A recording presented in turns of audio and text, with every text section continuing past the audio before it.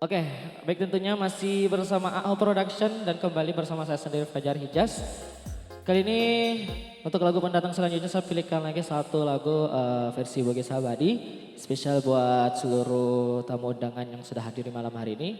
Kita pilihkan dulu satu lagu judul Pasir untuk Engak DJku.